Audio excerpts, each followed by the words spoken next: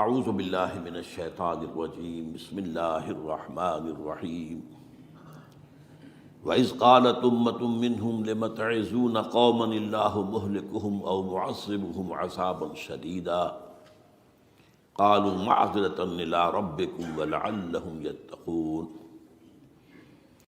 وقال عز وجل كما ورد في آخر سورة الأنبياء وَإِنْ أَدْرِي أَقَرِيبٌ أَمْ بَعِيدٌ مَا تُوعَدُونَ إلى قوله تعالى وَإِنْ أَدْرِي لَعَلَّهُ فِتْنَةٌ لَكُمْ وَمَتَاعٌ إِلَىٰ حِينٍ صدق اللہ العظیم۔ وعن سلمان الفارسی رضی اللہ تعالی عنہ قال قال رسول اللہ صلی اللہ علیہ وسلم لا يرد القضاء إلا الدعاء ولا يزيد في العمر إلا البر رواہ الامام الترمذی رحمہ اللہ۔ رب اشرح لی صدری ویسر لی امری واحلل عقدۃ من لسانی یفقہوا قولی۔ اللہم ربنا الہمنا رشدنا واعذنا من شرور انفسنا، اللہم ارنا الحق حقا وارزقنا اتباعہ وارنا الباطل باطلا وارزقنا اجتنابہ، آمین یا رب العالمین۔ حضرات، اگر انسان اس بات پر غور کرے کہ انسانی زندگی کی سب سے یقینی شے کون سی ہے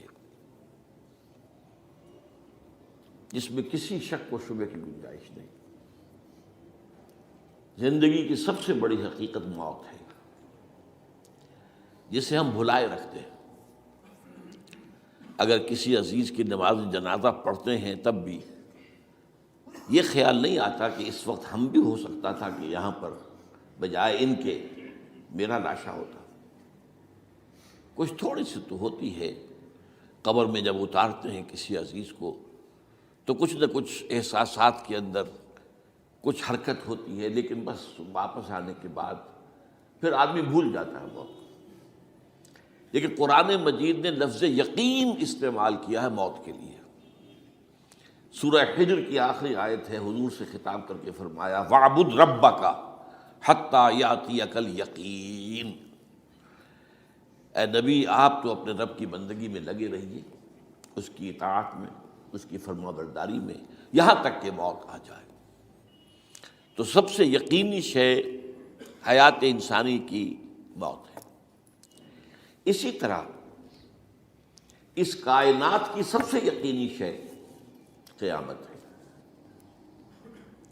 کچھ عرصے پہلے تک جب سائنس آئی تھی، خاص طور پر نیوٹن کا دور تھا، آپ کو یاد ہوگا بہت سو کو جو اصول تھے، میٹر از انڈسٹرکٹیبل، میٹر ڈسٹرائے نہیں ہو سکتا۔ عام گمان یہ تھا کہ کائنات ہمیشہ سے ہے، ہمیشہ رہے گی۔ یہ اس دور کا یہ تھا جو ذہنوں میں تصور تھا، جس کو نیوٹونین ایرا آف فزکس کہا جاتا ہے، فزکس کا نیوٹن کا دور۔ اور ویسے وہ بابا آدم ہے، ماڈرن فزکس کا باپ جو ہے وہ اس میں کوئی شک نہیں، نیوٹن ہے۔ ڈاکٹر مائیکل ہارٹ کی کتاب کا کئی دفعہ تذکرہ میں نے کیا آپ سے کہ تاریخ انسانی کے 100 اشخاص چن لیے جنہوں نے تاریخ کے دھارے کو رخ موڑا، اور ان 100 میں پھر گریڈیشن قائم کی، a selection and gradation of the 100 most influential personalities of human history۔ Number 1 پر حضور کو لایا، نمبر 2 پر نیوٹن کو لایا۔ یہ ساری جو آپ دیکھ رہے ہیں سائنس کی ترقیاں اور اس کے اکتشافات، انکشافات، ایجادات، یہ سب جو ہے اس کا بابا آدم نیوٹن ہے۔ لیکن نیوٹونین فزکس کے اندر بہت سی خامیاں تھیں جو بعد میں واضح ہوئی ہیں، اور آج کا دور آئنسٹائن ایرا کہلاتا ہے یہ۔ تو اس وقت یہ تھا کہ میٹر انڈسٹرکٹیبل ہے، اب کہتے ہیں نہیں، میٹر تو ڈسٹرائے ہو سکتا ہے، it can change into energy at any time. اور آج تصور یہ ہے کہ اس کائنات کا آغاز بھی ایک خاص وقت پر تھا، بگ بینگ، جس کا ذکر کئی دفعہ میں کر چکا ہوں، اور ایک وقت میں یہ کائنات پھر ختم ہو جائے گی۔ اور عجیب نقشہ سائنس آج وہی پیش کر رہی ہے جو قرآن مجید کی آیت میں ہے کہ اس دن ہم لپیٹ دیں گے آسمانوں کو، یوم نطوی السماء کطی السجل للکتب کما بدانا نعیدھا۔ یہ جس طریقے سے کہ پھل جھڑی ہوتی ہے ایک، وہ اس طریقے سے پھیلتی ہے پھل جھڑی، تو تو اس طریقے سے یونیورس پھیلی ہے، اس کی گیلیکسیز جو ہیں پھیلی ہیں، اور پھر یہ ریورس ایکشن اسی طریقے سے ہوگا، یہ لپیٹ لیا جائے گا جیسے کہ پچھلے زمانے میں کتابوں کے تومار ہوتے تھے۔ کتابیں اس طرح کی نہیں ہوتی تھی مجلد جو آپ دیکھتے ہیں، بلکہ یہ کہ ایک کاغذ ہو گیا پورا لکھ لیا، اب یہاں پر کچھ گوند لگایا، دوسرا کاغذ لگا دیا، اس کو طے کر لیا، اب اس کے بعد تیسرا کاغذ یہاں لگا دیا، یہ طے کرتے چلے آ رہے ہیں۔ اس کو اسکرولز کہتے تھے، دی ڈیڈ سی اسکرولز بہت مشہور ہوئے ہیں کہ یہ جو بحیرہ مردار ہے اس کے قریب کی کچھ غاروں میں سے انجیل کے بہت پرانے مینuscripts جو برآمد ہوئے تھے، تو ان کو ڈیڈ سی اسکرولز کہتے ہیں۔ تو یہی ہے۔ بہرحال میں نے عرض کیا کہ انسان کی انفرادی زندگی کی سب سے بڑی حقیقت موت، اس کائنات کی سب سے بڑی حقیقت قیامت۔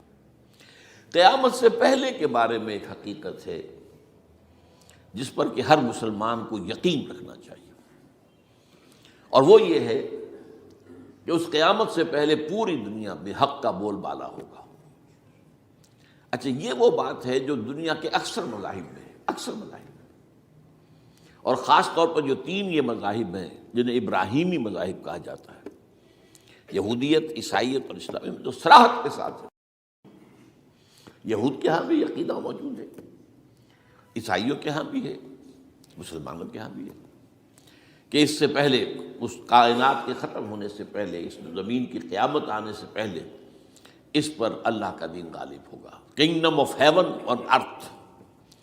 اور یہی بات حضرت مسیح نے کہی تھی اپنے اس وقت کے جن یہودیوں سے مخاطب تھے، ریپینٹ، توبہ کر لو، for the kingdom of heaven is at hand. اب جو وہ ہے آسمانی بادشاہت آیا چاہتی ہے، وہ آسمانی بادشاہت تھی حضور کا ظہور صلی اللہ علیہ وسلم، جس سے کہ وہ آسمانی بادشاہت قائم ہوئی اور پھر پھیلی کتنے بڑے علاقے میں، لیکن بہرحال پوری دنیا میں نہیں پھیل سکی۔ وہ کچھ کے اسباب کیا تھے وہ اس وقت میرا موضوع نہیں ہے، لیکن پھیلنا ہے اس کو۔ اس سے قبل کیا ہونا ہے، یہ جو تیسری بات میں نے کہی ہے، اس پر آپ کو یقین ہونا چاہیے، اس لیے کہ احادیث صحیح آ گئی ہے۔ قرآن مجید کا سغرا کبرا دلالت کرتا ہے اس پر کہ حضور کو بھیجا گیا غلبہ دین کے لیے، اور بھیجا گیا پوری نوع انسانی کے لیے۔ تو جب تک پوری نوع انسانی پر دین غالب نہ ہو، حضور کا مقصد بعثت ابھی مکمل نہیں ہے۔ اسی کو اقبال نے کہا تھا، وقت فرصت ہے کہاں، کام ابھی باقی ہے، نور توحید کا اتمام ابھی باقی ہے۔ یہ چمن معمور ہوگا نغمہ توحید سے، ایک وقت آئے گا کہ پورا یہ قرہ جو ہے نغمہ توحید کے ساتھ اس کا جو ہے گونج جائے گا، لیکن یہ کہ ابھی تو نہیں ہوا ہے، نہ ہونا ہے۔ اس سے پہلے کا معاملہ ایک ہے کہ جس کی خبریں دی گئی ہیں، اور وہ ہے کہ قیامت میں اس نظام دین حق کے غالب ہونے سے پہلے بڑی خوفناک جنگوں کا ایک سلسلہ ہے جس کی خبریں دی گئی ہیں۔ یہ یہود کے ہاں بھی ہیں خبریں موجود، عیسائیوں کے ہاں بھی ہیں، جو بائبل کا آخری باب ہے، ریولیشنز آف سینٹ جان، وہ کاشفات یوحنا ترجمہ کیا جاتا ہے، اور حضور کی احادیث میں بھی موجود ہے۔ ملاحم، باب الملاحم، یہ بہت سی کتابوں کے اندر باقاعدہ ابواب ہیں، ایک باب، باب الملاحم، جنگوں کا باب۔ ان میں سے ایک جنگ وہ ہے جسے کہا ہے اس یوحنا کی مکاشفات میں آرمگدان، اور غالباً اسی کو حضور نے قرار دیا ہے الملحمۃ العظمیٰ، عظیم ترین جنگ، الملحمۃ الکبریٰ۔ تو یہ بھی یقینی چیزیں ہیں کہ جو ہونے والی ہیں۔ یہ ملاحم کیوں ہوں گے؟ آپ اس میں اچھی طرح سمجھ لیجئے کہ اس میں ایک تو ہے عذاب اکبر جو آئے گا یہودیوں پر، ایک ہے عذاب اصغر جو آئے گا مسلمانوں پر۔ میں نے یہ آج سے 20 سال پہلے کتاب لکھی تھی، وہ جو مختلف، پہلے تو وہ نوائے وقت کے اندر کالم کی شکل میں شائع ہوئی تھی، پھر یہ کہ موجودہ اور سابقہ مسلمان امتوں کا ماضی، حال اور مستقبل، غالباً اس وقت آؤٹ آف پرنٹ ہے وہ کتاب۔ بہرحال جن کو بھی دلچسپی ہو وہ اسے کہیں سے حاصل کر لیں، لائبریری سے، مکتبے سے مل جائے گی، پڑھے اس کو۔ یہ 20-22 سال پہلے کی بات ہے، کوئی آج کی بات نہیں۔ تو اس میں ان تمام چیزوں کا میں نے تذکرہ کیا ہے، اس لیے کہ عذاب اکبر اس کو کہتے ہیں کہ کسی قوم کا نام و نشان مٹا دیا جائے۔ یہ عذاب اکبر آتا تھا صرف ان قوموں پر جن کے طرف رسول بھیجے گئے اور قوموں نے بحث کے مجموعی رسولوں کا انکار کیا، ان پر وہ عذاب آئے، اسے عذاب استیصال بھی کہتے ہیں۔ فقطع دابر القوم الذین ظلموا، ان کی جڑ کاٹ دی گئی۔ ایک جڑ کاٹنا ہوتا ہے، درخت کو کاٹنا ہوتا ہے، درخت کو کٹے گا تو پھر دوبارہ جڑ میں سے شاید وہ نکل آئے، لیکن نہیں، جڑ سے اکھیڑ۔ لا یرا الا مساکنہم، یہ عذاب جو ہے اب کسی قوم پر نہیں آ سکتا، اس لیے کہ اب کوئی رسول تو آئے گا ہی نہیں، لیکن ایک قوم پر یہ تاریخ کے قرضے کی حیثیت سے موجود ہے، اور وہ قوم یہود ہے۔ ان کی طرف رسول بھیجے گئے حضرت عیسیٰ ابن مریم، رسولا الی بنی اسرائیل، اور انہوں نے یہ بات تو بہت دور کی تھی کہ مانتے انہیں اور ان پر ایمان لاتے، الٹا جو کچھ کیا ہے آپ کو معلوم ہے، انہیں ولد الزنا قرار دیا، جادوگر قرار دیا، واجب القتل قرار دیا، اور اپنے بس پڑتے سولی پر چڑھوا کر دم دیا۔ حالانکہ بار ہوا یہ نہیں ہے، اللہ نے انہیں اس سے پہلے ہی زندہ اٹھا لیا آسمان پر، دوبارہ وہ آئیں گے۔ بہرحال لیکن اس قوم کے اوپر وہ عذاب جو ہے وہ قرض ہے تاریخ کا، وہ قرض ادا ہوگا۔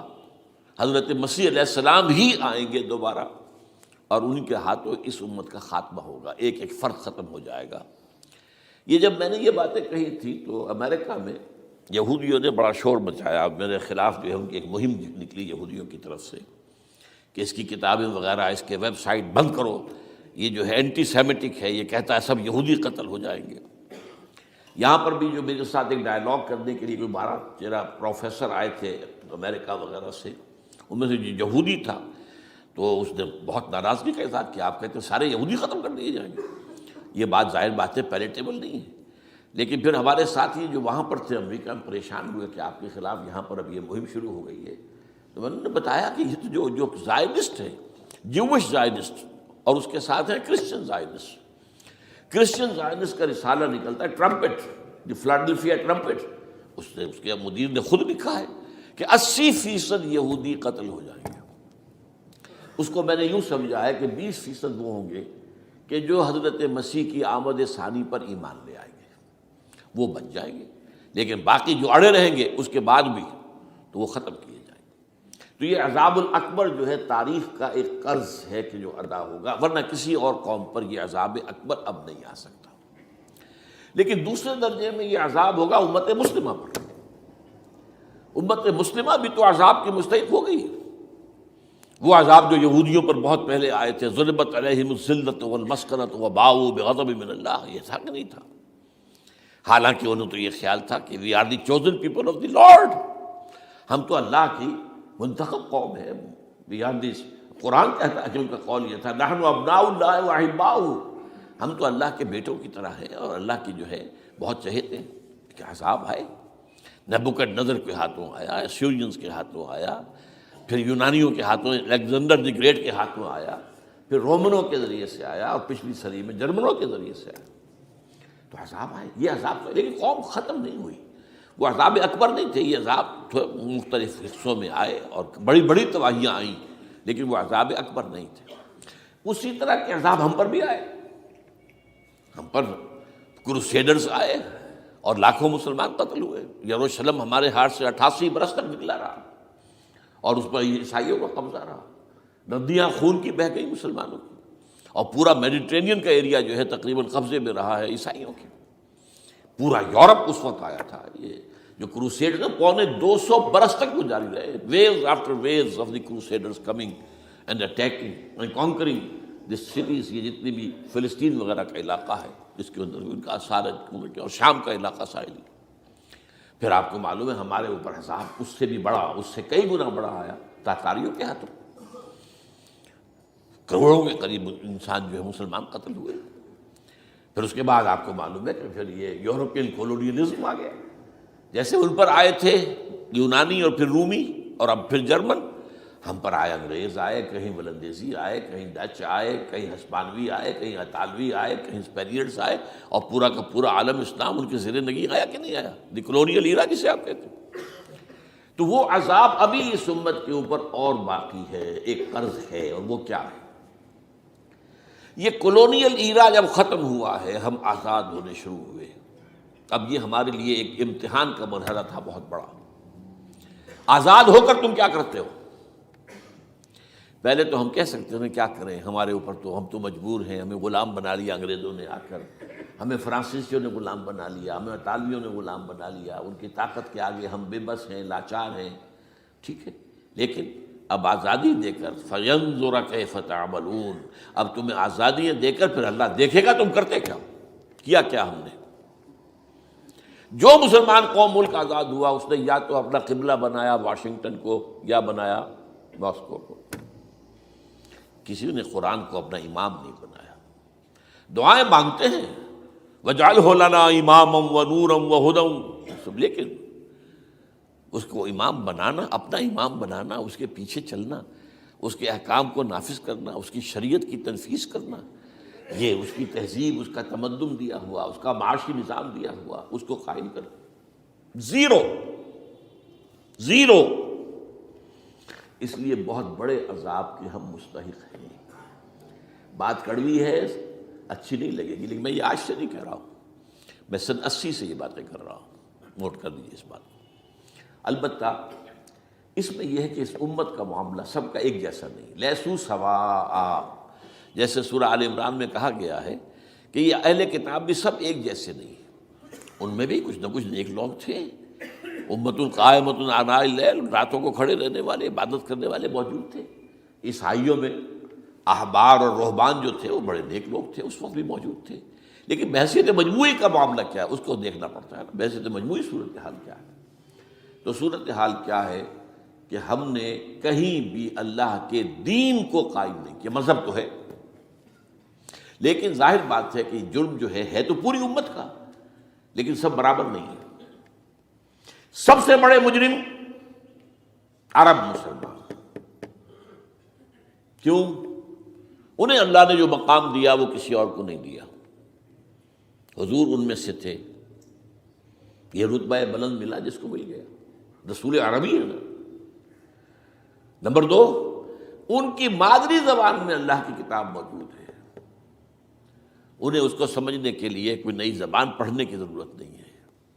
کوئی ہمارے لیے تو یہ صرف پڑھیں، نحو پڑھیں، یہ پڑھیں، وہ پڑھیں، تب کہیں جا کر اپنی آنکھ سے قرآن پڑھیں، ورنہ ترجمہ پر گزارا کریں. ترجمہ ظاہر بات انسپائر نہیں کر سکتا آدمی. ترجمہ تو سیکنڈ ہینڈ نالج ہے. جب آپ ترجمہ پڑھ رہے ہیں تو گویا کہ آپ اس مترجم کی آنکھ سے پڑھ رہے ہیں، اپنی آنکھ سے تو نہیں پڑھ رہے. لہٰذا یہ سب سے بڑا عذاب تو ان پر آنا ہے. وہ جو میں بیان کر چکا ہوں گریٹر اسرائیل کے قیام کا معاملہ کیا ہے، تباہی تو انہی ملکوں پر آئے گی نا. وہ شام ہے، عراق ہے، اس کے لیے پہلا قدم اٹھایا تھا، ابھی تو اس کو ناکام بنا دیا ہے. اللہ تعالیٰ کی جو بھی حکمت ہے. جو عراق پر حملہ تھا وہ اصل میں اس لیے تھا کہ گریٹر اسرائیل کی طرف پہلا قدم تھا. شیرون نے کہہ دیا تھا، یہ جو پڑا ہوا ابھی کہیں مرا نہیں ہے، اس نے کہا تھا جیسے یہ صدام کی حکومت ختم ہوئی ہے، اس کے مجسمے گرائے گئے ہیں کہ ان قریب عراق پر ہمارا قبضہ ہوگا. یہ اصل میں تھا اس گریٹر اسرائیل کی طرف پہلا قدم. لیکن بات ہونا نقشے جو اب آ رہے ہیں دنیا میں اب تو بہت عام ہو گیا. 1906 سے 2006 سے چھپا ہوا نقشہ ہے وہ، اور ہمارے اخبارات میں اس کا آدھا ابھی آیا ہے، باقی آدھا تو دیا ہی نہیں گیا. باقی آدھا ہے مڈل ایسٹ سے متعلق. وہاں جو نئی تقسیم ہونی ہے، عراق کے 3 حصے ہونے ہیں. ایک حصہ کردستان کے ساتھ مل جائے گا، وہ گریٹر کردستان، ایران کا کردستان، عراق کا کردستان، ترکی کا کردستان ملا کر ایک کردستان. جیسے ہمارے ہاں پاکستان کا بلوچستان، افغانستان کا بلوچستان اور ایران کا بلوچستان ملا کر گریٹر بلوچستان بنے گا. یہ ممکن نقشہ، یہ نقشہ تو اس میں دیا گیا ہے جو اب اخبارات میں چھپے. وہ اگلا حصہ جو ہے وہ میں آپ کو بتا رہا ہوں. اور جو سعودی عرب کے ٹکڑے ہوں گے کہ ایک چھوٹی سی ریاست بنا دی جائے گی مکہ مدینہ شہروں کے اوپر مشتمل. یہ ویٹیکان ہوگا، جیسے ویٹیکان سٹی ہے روم کے اندر، یہ عیسائیوں کا ایک بڑا مرکز ہے. تو ایک چھوٹی سی حکومت اسے کہتے ہیں، علیحدہ ہے. وہاں عالمی حکومت کا قبضہ نہیں ہے، وہاں پہ ان کی اپنی حکومت ہے، پوپ کی حکومت ہے. ایسے ایک ویٹیکن، گویا کہ ایک مسلم ویٹیکن بنا دیا جائے گا مدینہ. یہ ان کے نقشے ہیں. یہ نہ سمجھے کہ ایسا ہوگا، یہ تو اللہ جانتا ہے. لیکن یہ کہ جو ہوگا وہ تو میں نے کئی دفعہ کہا، وہ تو اللہ کو معلوم ہے. یمکرون و یمکر اللہ، وہ اپنی سی چالیں چل رہے ہیں، اللہ اپنی چال چل رہا ہے. لیکن نقشوں کی یہ بہرحال اس میں جو بھی ہے یقیناً ایک حد تک کامیابی انہیں ہوگی جس کی خبریں ہمیں دی گئی ہیں. گریٹر اسرائیل ایک دفعہ قائم ہوگا، سعودی عرب سے بھی شمالی حصہ لے لیا جائے گا، مدینے میں داخل نہیں ہو سکیں گے بس. اچھا، مکے کو وہ کلیم ہی نہیں کرتے، مکے سے انہیں کوئی سروکار نہیں ہے. لیکن یہ کہ مدینے کو وہ کہتے ہیں یہ ہمارا ہے، ہمیں یہاں سے نکالا گیا تھا، اور وہاں لیکن حدیث میں ہے کہ مدینے میں داخل نہیں ہو سکے گا دجال اور اس کی جو فوج ہے، لیکن باقی شام، عراق، فلسطین، لبنان اور ترکی کا جنوبی حصہ اور مصر میں جو ہے یہ سینائی پیننسلا کے ساتھ ساتھ سارا، وہ اس پر تو رو رہے ہیں ابھی تک یہودی کہ کیوں واپس کر دیا سینائی پیننسلا، 1967 وار میں ہم نے جیتا تھا اسے، بعد میں وہ اسحاق ریبن اور یاسر عرفات کے درمیان دوستی کروائی تھی کلنٹن نے، جس کے نتیجے میں وہ واپس آیا ہے، لیکن یہ کہ وہ واپس لے گئے، اور اس کے علاوہ جو فرٹائل علاقہ ہے نائل کے ڈیلٹا کا وہ بھی ان کی شامل ہے۔ تو اس ظاہر بات ہے جب یہ ہوگا تو بڑی تباہی آئے گی، اس میں تو کوئی شک ہی نہیں۔ تو سب سے بڑی تباہی مسلمانان عرب پہ آئے گی، اور کیوں ہوگی؟ مستحق ہیں اس کے، انہوں نے اس کے باوجود کہ قرآن ان کی اپنی زبان میں ہے، انہوں نے اس قرآن کو اپنا امام نہیں بنایا۔ نمبر 2 پر میں ہمیشہ کہتا رہا ہوں کہ جو مسلمانان عجم، اگر فرض کیجئے کہ 140 کروڑ مسلمان اس دنیا میں ہیں تو 30 کروڑ کے قریب جو ہیں وہ عرب ہیں، باقی 110 کروڑ جو ہیں، 1 ارب سے زیادہ تو غیر عرب مسلمان ہیں۔ ان میں سب سے بڑے مجرم جو ہے وہ ہم مسلمانوں نے پاکستان، ہم نے ایک تقسیم کرائی اسلام کے نام پر، ہم نے کہا کہ ہم اسلام کا نظام قائم کریں گے، اور اللہ نے ہمیں معجزے کے طور پر ملک عطا کر دیا پاکستان۔ اب قمری حساب سے 63 برس گزر چکے ہیں، جو آپ 61 کہتے ہیں، اگر قمری حساب رکھیں 63 برس ہو چکے، کہاں ہے وہ اسلام؟ لہذا مستحق۔ لیکن اب اس میں یہ ضرور ہے کہ ابھی پاکستان کے معاملے کو میں سمجھتا ہوں کہ ہینگنگ ان دی بیلنس والا معاملہ ہے، ابھی نہیں کہہ سکتے۔ اللہ تعالیٰ شاید کوئی توفیق دے دے، کوئی معجزہ ہو جائے، کیونکہ میرا تو یقین یہ ہے کہ یہ قائم بھی معجزے سے ہوا ہے، جس پر میں نے تفسیراً کتاب میں لکھا ہوا ہے اپنی استحکام پاکستان، اور اب کوئی دوبارہ معجزہ ہو سکتا ہے۔ اور وہ معجزہ کیا ہوگا؟ کہ پوری قوم میں توبہ کی ایک کیفیت پیدا ہو جائے، اللہ کے کرنے سے ہو سکتی ہے۔ تمام انسانوں کے دل جو ہے اللہ کی 2 انگلیوں کے مابین ہے، حضور نے ہمیں خبر دی ہے، جدھر چاہتا ہے پھر دیتا، تو کوئی عجب نہیں کہ ایسا ہو جائے۔ بہرحال اس اعتبار سے میں آپ سے عرض کر رہا ہوں کہ یہ پاکستان کے بارے میں نے جو آپ کو 2 آیتیں سنائی ہیں سورہ انبیاء کی، اس آخر کے حصے میں آئی ہیں سورہ انبیاء میں، وَإِنْ أَدْرِي أَقَرِيبٌ أَمْ بَعِيدٌ مَا تُوعَدُونَ۔ دیکھو لوگوں، مجھے یہ معلوم نہیں ہے کہ جس عذاب خداوندی کا تم سے وعدہ کیا جا رہا ہے وہ قریب آ گیا یا دور ہے۔ یہ حضور سے کہا جا رہا ہے، قل، آپ یہ کہہ دیجیے، إِنْ أَدْرِي أَقَرِيبٌ أَمْ بَعِيدٌ مَا تُوعَدُونَ۔ ساتھ ہی یہ بھی فرمایا وَإِنْ أَدْرِي لَعَلَّهُ فِتْنَةٌ لَكُمْ وَمَتَاعٌ إِلَىٰ حِينٍ، اور مجھے نہیں معلوم، ہو سکتا ہے کہ یہ تمہارے لیے ایک فتنہ بن کر معاملہ آ گیا ہو اور ابھی تمہیں اور مہلت دے دی جائے۔ اس حوالے سے ہم نہیں کہہ سکتے، اب آپ کو معلوم ہے میں تفصیل سے بیان کر چکا ہوں، جس طریقے سے مجموعی طور پر پاکستان میں گھیراؤ کیا گیا ہے، اور جس طریقے سے یہ جتنا نیو کونز کا اور کرسچن اور جو جیوش زائنسٹ ہیں، اور اب ان کے اندر اضافہ کیجیے ہندو زائنسٹ کا، اب یہ جس طریقے سے گھیرے کے اندر لے رہے ہیں پاکستان کو، جس طرح بھارت کی فوج افغانستان میں بھی آ رہی ہے، اس نے اپنے کتنے قونصل خانے کھولے ہوئے ہیں افغانستان میں، کس لیے؟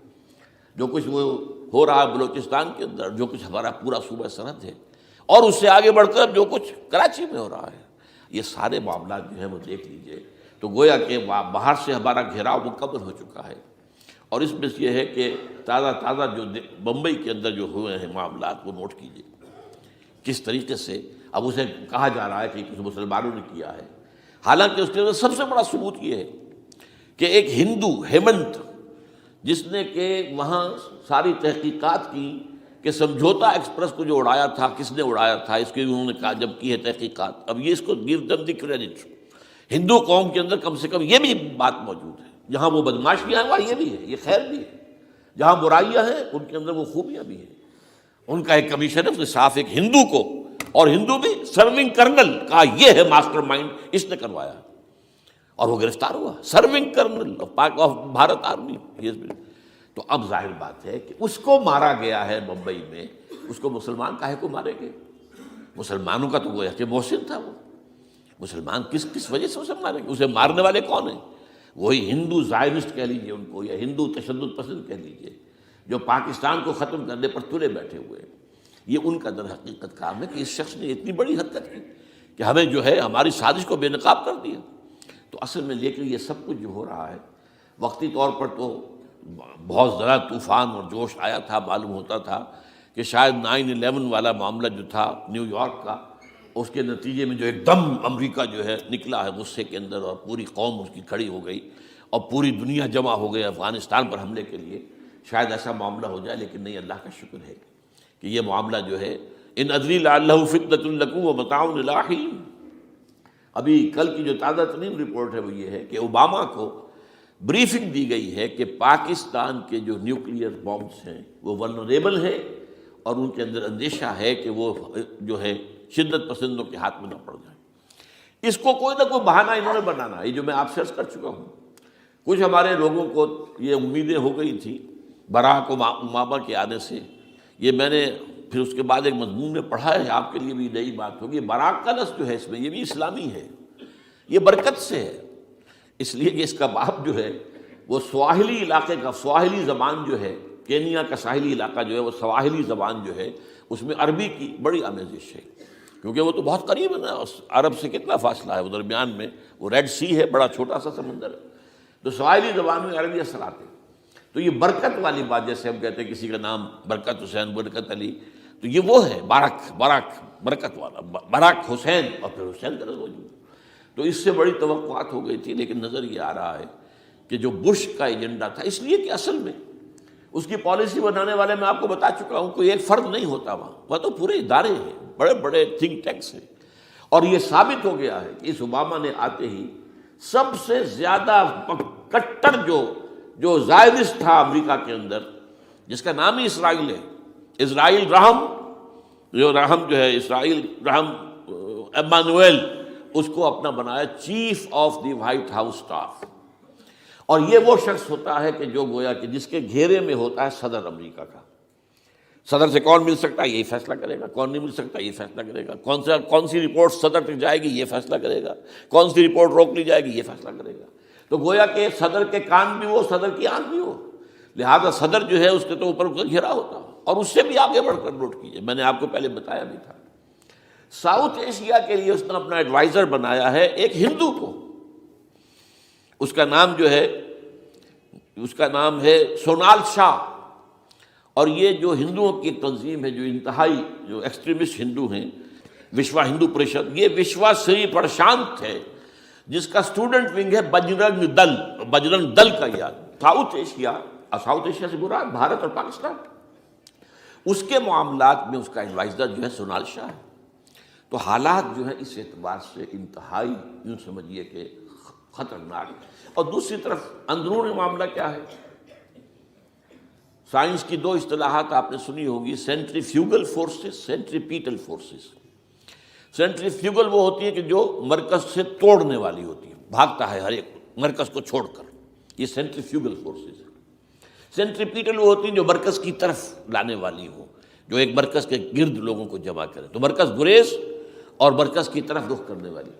ہمارے پاس سینٹریپیٹل فورس صرف ایک ہے، وہ اسلام ہے، اور وہ ہے نہیں. ہر چند کہیں کہ ہے، نہیں ہے. کہاں ہے نظام؟ کہاں ہے؟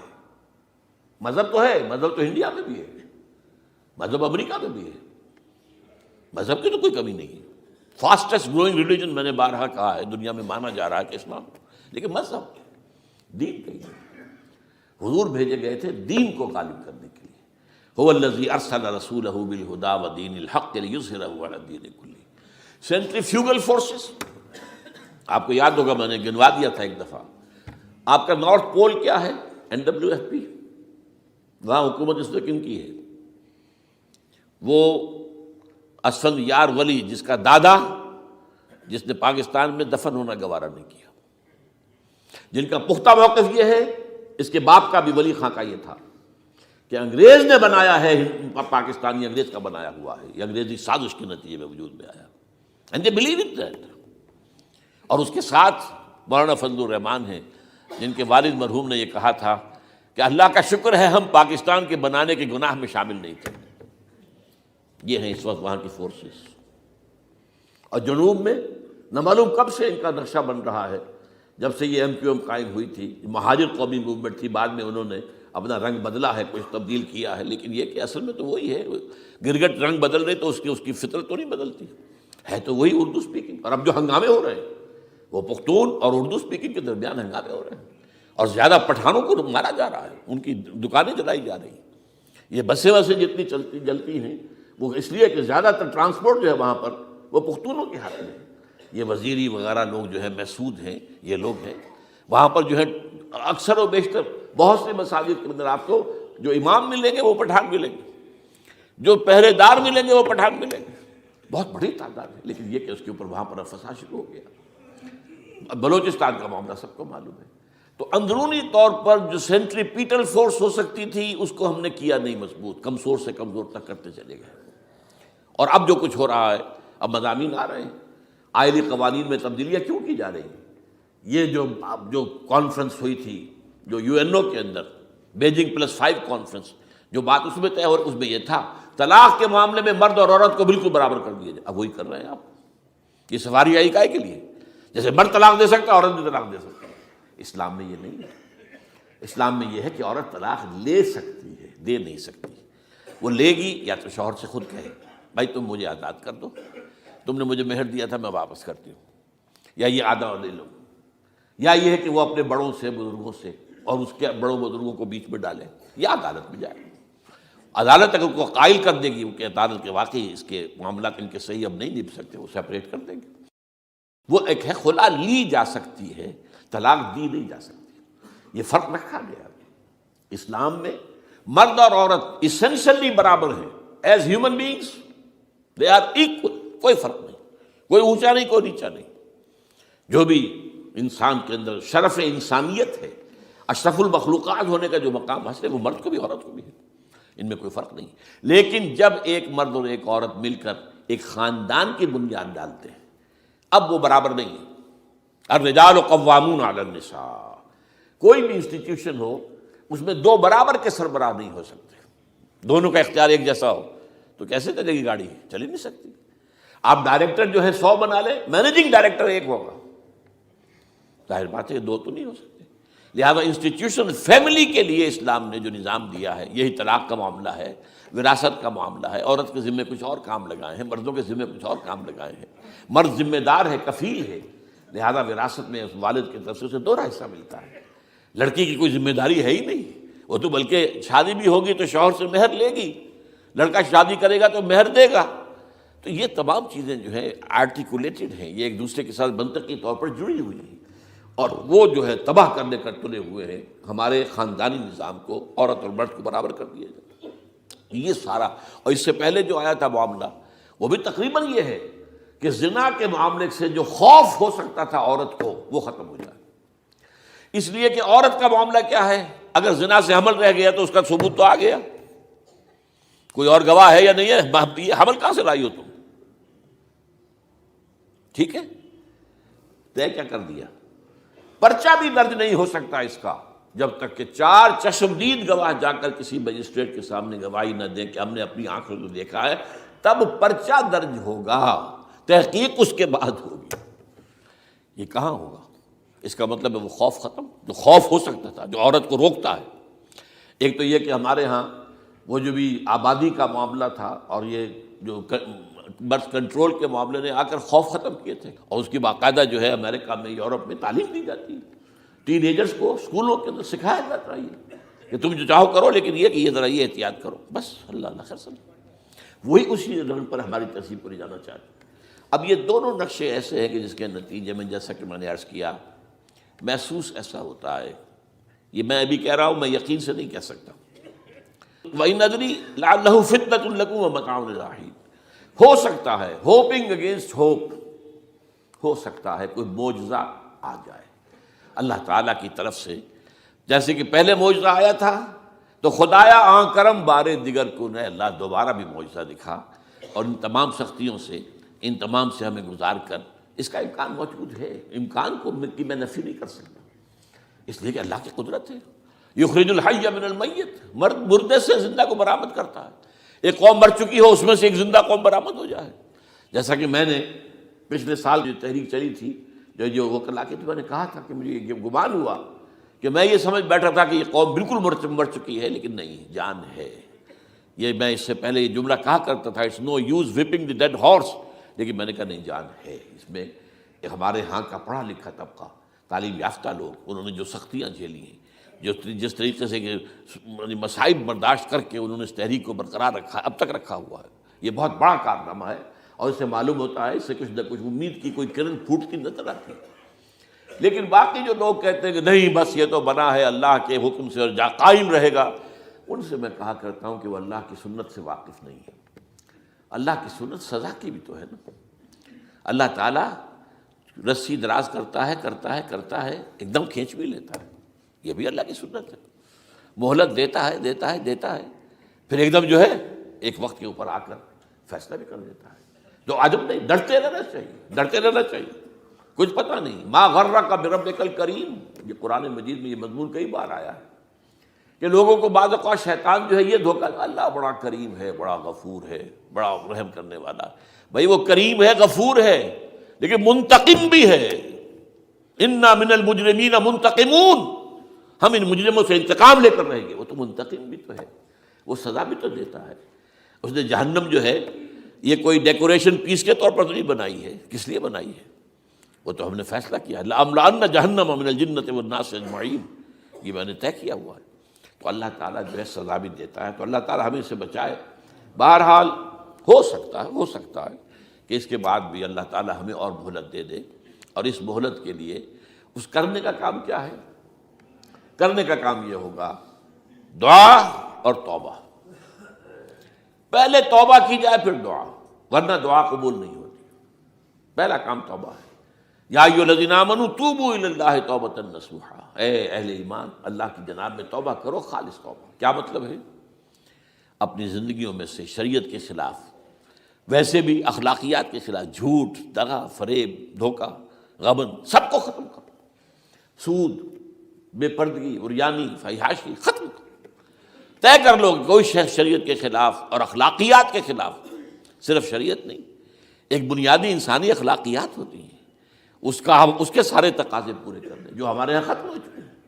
میں نے جیسا کہ بارہا کہا ہے کہ اس وقت دنیا کی سب سے بڑی منافق ترین قوم جو ہے مسلمانان پاکستان ہے۔ جھوٹ اور وعدہ خلافی، اور اس کے ساتھ جو ہے وہ غبن کا معاملہ جتنا ہمارے ہاں ہے، آپ پوری دنیا میں آپ کو کہیں نہیں ملے۔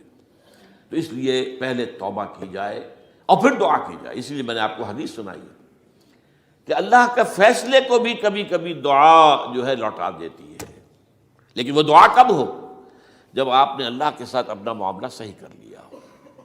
فرمایا حضور نے، جو میں نے ترمذی کی روایت آپ کو سنائی، لا يرد القضاء الا الدعاء، اللہ کا فیصلہ بھی کبھی کبھی اللہ تعالیٰ کسی فیصلے کو مؤخر کر دیتا ہے۔ حضرت یونس علیہ السلام کی قوم پر اللہ کا فیصلہ آ چکا تھا، عذاب کے آثار شروع ہو چکے تھے، بری قوم نے توبہ کی، اللہ تعالیٰ نے عذاب کو جو ہے وہ وہاں سے ہٹا لیا ان کے سروں پر سے، اور ایک مدت تک کے لیے انہیں مہلت بخشی دے دی۔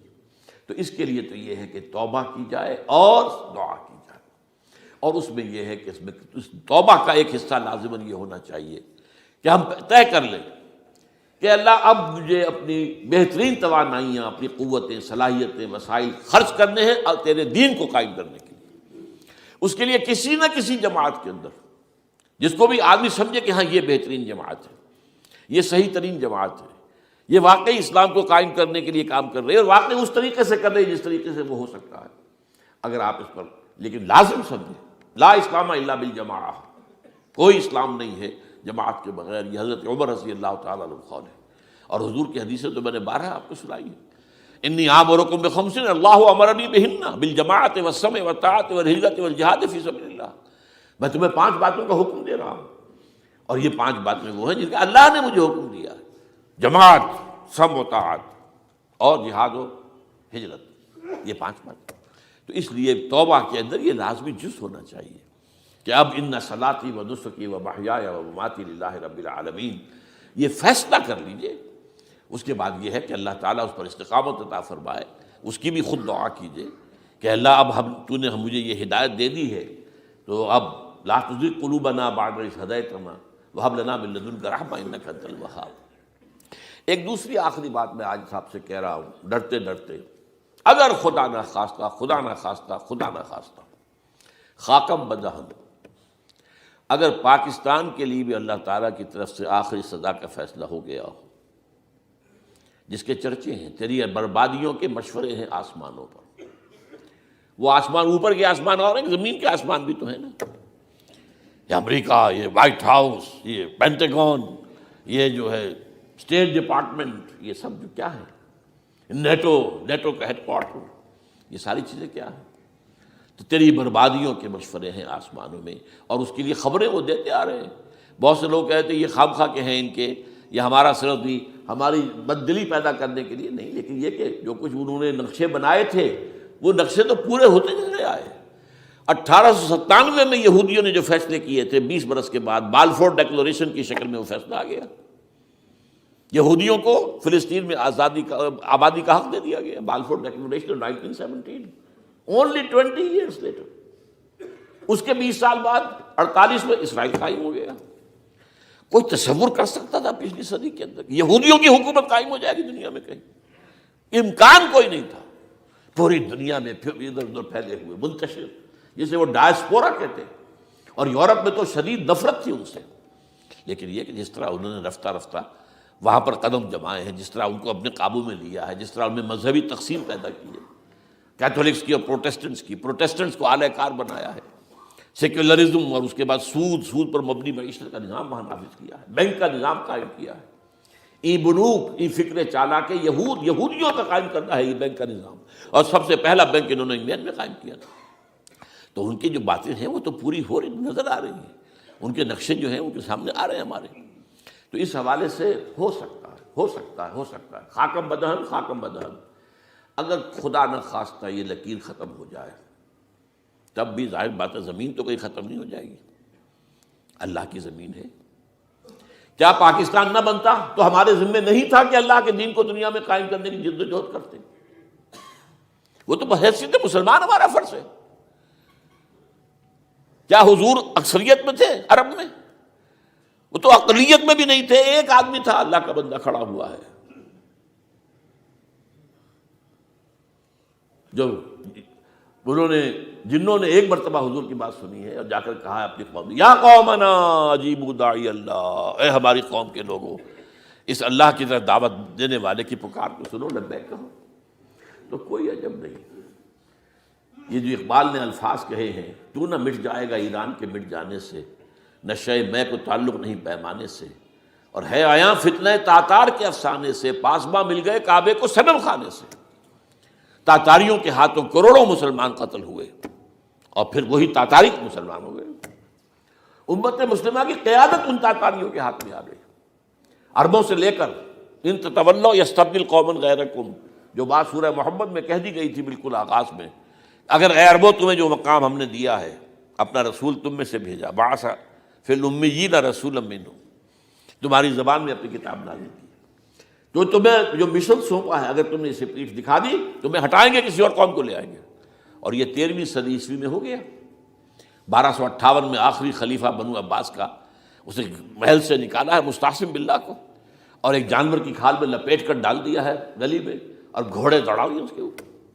یہ آخری چراغ گل ہوا ہے بنو عباس کا، جس پر کہا تھا سعدی نے، آسمارا حق بود بر خوب بارد بر زمین بر زوال ملک مستعصم امیر المومنین۔ مستعصم باللہ نام تھا آخری خلیفہ کا، اس کی حکومت کے زوال پر آسمان سے خون بھی برسے تو اس کا حق ہے آسمان کو کہ خون کی بارش کرے۔ تو یہ چیزیں ہیں جو کہ نوٹ کرنے کی ہیں۔ اگر خدا نہ خواستہ ایسا ہو جائے تو ظاہر بات ہے کہ اسلام پھر بھی زندہ رہے گا۔ ہم مر سکتے ہیں، اسلام نہیں مرے گا، اسلام کو تو رہنا ہے۔ جیسا کہ حضور نے فرمایا کہ میں آخری رسول ہوں، تم آخری امت ہو، وہ تو یہ ہے، البتہ یہ ہے ہو سکتا ہے ہم سے یہ قیادت چھین کر کسی اور کو دے دی جائے، اور کوئی عجب نہیں کہ ہندوؤں سے ہمیں پٹوا کر ہندوؤں کے ہاتھ میں دے دی جائے۔ تاریخ کی میں مثال دے رہا ہوں، ہے یہاں فتنہ تاتار کے افسانے سے، پاسباں مل گئے کعبے کو صنم خانے سے۔ آخر ہندوستان میں 20 کروڑ مسلمان ہے کہ نہیں، بلکہ زیادہ ہے۔ آپ سوچئے اس ہندوستان کی سرزمین سے شیخ احمد دیدات پیدا ہوا تھا، جس نے پوری دنیا میں عیسائیوں کو جو ہے وہ مناظروں میں شکست دی ہے۔ اسی ہندوستان سے آج ذاکر نائک کھڑا ہوا، پوری دنیا میں ڈنکا بجا رہا ہے، عیسائیت کے خلاف، یہودیت کے خلاف، ہندو مت کے خلاف، ان کی کتابوں سے، ان کے ویدوں سے، ان کے تمام جو اسکرپچرس ہیں ان کے حوالے سے ثابت کر رہا ہے تمہارا دین غلط ہے، تمہارے ہاں تو محمد کی بشارتیں موجود ہیں، دیکھو یہ ہے، یہ کتابیں ہیں، یہ پڑھی انہوں نے۔ میں نے کبھی کہا تھا مولانا علی میاں رحمۃ اللہ علیہ سے کہ مولانا، میں یہ گیا تھا ان کے پاس ملاقات کے لیے، میرا خیال ہے کہ سن 82-83 کی بات ہے، کہ میں اور کسی سے تو توقع نہیں رکھتا لیکن آپ سے توقع رکھتا ہوں کہ آپ زیادہ روشن خیال علماء میں سے ہیں، کہ آپ ندوۃ العلماء لکھنؤ کے اندر آپ سنسکرت کی تعلیم کو لازمی کریں، تاکہ آپ کے فارغ التحصیل لوگ نکلیں تو وہ پڑھ سکیں ویدوں کو کہ ویدوں میں کیا لکھا ہوا ہے، ہندو کے ذہن کو تو سمجھے کہ ہندو کا ذہن ہے کیا، اس کا فکر کیا ہے، اس کی سوچ کیا ہے، اس کے عقائد کیا ہیں، جو وہ ظاہر کر رہے ہیں وہی ہیں یا واقعی ان کی کتابوں میں کچھ اور ہے۔ آج ہمارا بھی ظاہر بات ہے کہ آج اسلام جو ہے، کوئی تازیوں کے جلوسوں سے کوئی اسلام کو پہچانے، یا جو پیروں کے مقبروں کے اوپر جو ہے صوفیہ کے جو عرس ہو رہے ہیں اس کے حوالے سے اسلام کو پہچانے گا، تو کیا وہ صحیح اسلام کو پہچانے گا؟ اسی طریقے سے آپ کو ہندو مذہب کا ذہن جو ہے کیا ہے، تو وہ وعدہ کیا کہ ہاں آپ نے بہت اچھی بات کہی ہے۔ 2 سال کے بعد میری ملاقات وہاں ہوئی ایک کانفرنس میں، وہ بھی مدعو تھے، میں بھی تھا شکاگو میں۔ میں نے پوچھا مولانا وہ آپ نے کیا؟ کہ میں تو بھول ہی گیا۔ یہ ہمارے علماء کا اصل میں معیار ہے، نئی بات کو جو ہے کوئی قبول کرنا ان کے لیے اتنا آسان نہیں۔ آج ذاکر نائک کر رہا ہے، ڈٹ کر کر رہا ہے، ان کے اسکرپچرز سے، ان کے حوالوں سے، اپنشد سے، اور تمام جو ان کے جو ہیں ویدوں سے، تو یہ کام جو ہو رہا ہے۔ اسی طریقے سے یہ بھی بات میں آپ کو بتا دوں کہ میرے دورہ ترجمہ قرآن کی جس قدر پذیرائی بھارت میں ہو رہی ہے، پاکستان میں نہیں ہے۔ پاکستان میں تو میرے چینلز بند کر دیے گئے، مجھ پر بہت سے چینلز جو ہیں ان کا دروازہ بند ہے، پی ٹی وی میں تو میرا داخلہ ہی حرام ہے، اور باقی سب نے بند کر دیا گیا۔ ایک جو ہے ہمارے ہاں ایک مائنورٹی کمیونٹی ہے، وہ اتنی زوردار ہے، اور ظاہر بات ہے نیوسنس ویلیو اگر زیادہ ہے تو وہی چیز دنیا میں چلتی ہے۔ آپ کو معلوم ہے بند کرا دیا انہوں نے کچھ عرصے کے لیے، ذاکر کا پروگرام بھی ممبئی میں بند کرا دیا تھا، لیکن وہاں تو کھل گیا، اس لیے کہ کم سے کم ذاکر نے پچھلے دنوں کہا ہے ایک کانگریس ایک اپنے اجلاس کے اندر، اور یہ عجیب بات ہے، اس سے پہلے اس نے کبھی کوئی سیاسی بات نہیں کی، لیکن اس نے یہ بات کہی ہے کہ پہلے تو کہا جاتا تھا ہندوستان میں کہ مسلمان تعلیم حاصل نہیں کرتے، جاہل ہیں، اس لیے پیچھے رہ جاتے ہیں، اور آج جب مسلمان آگے آ گیا ہے تعلیم میں تو اب آئی ٹی کے میدان میں دروازہ بند کر دیا گیا مسلمانوں کا۔ یہ اس نے کھل کر کہا ہے، بامبے کے اسٹیج پر کہا ہے، لیکن اس نے یہ کہا کہ جو کچھ بھی ہے ہندوستان میں، لیکن ایک بات ہے کہ ہندوستان کی عدلیہ صحیح جگہ پر قائم ہے، اس کا مقام درست ہے۔ آپ سوچئے ہمارے ہاں اس کا تصور ہے کہ اس طریقے کی انکوائری کمیٹی آئے اور اس طرح کھل کر اس کا جو ہے لوگوں کے سامنے اس کو بیان بھی کر دیا جائے۔ ہمارے ہاں تو کسی انکوائری کمیٹی کی رپورٹ آج تک سامنے آتی ہی نہیں، سب بند، کوئی کمیٹی جو بھی کچھ ہو جائے، اس کے بعد کسی کو پکڑنا، سرونگ کرنیل کو پکڑ لینا، تو عدلیہ قائم ہے۔ جیسے کہ کبھی چرچل نے کہا تھا جب بے انتہا تباہی ہو گئی تھی سیکنڈ ورلڈ وار میں، اور لوگ آئے کہ برباد ہو گئے، تباہ ہو گیا، یہ ہو گیا وہ، اس نے کہا یہ بتاؤ کہ برطانیہ میں عدالتیں کام کر رہی ہیں؟ کہ ہاں، بس ٹھیک ہے، پھر یہ ملک قائم رہے گا۔ یہ معاملہ جو ہے بھارت کے اندر عدالتیں ہیں، چل رہی ہیں، تو اس حوالے سے کوئی عجب نہیں، کوئی عجب نہیں۔ ہمیں اصل میں جیسا کہ میں نے کہا تھا کہ ہم وطن پرست نہیں ہیں، ہم زمین پرست نہیں ہیں، وندے ماترم یہ ہمارا ترانہ نہیں ہے، زمین کے پجاری نہیں ہیں، ہمیں پاکستان سے محبت ہے اور پاکستان کا دفاع کریں گے۔ اور بڑے عمدہ بات ہے کہ اس موقع پر جو ہے تمام ہماری جو اپوزیشن پارٹیز ہیں وہ جا کر جمع ہو گئی ہیں، آل پارٹیز کانفرنس کے اندر یکجہتی کا ثبوت دیا ہے۔ یہ اسلام کے لیے ہونا چاہیے، صرف ایک خطہ زمین کے لیے نہیں۔ اصل میں شے جو ہے ہمیں جو مقصود ہے وہ اسلام ہے۔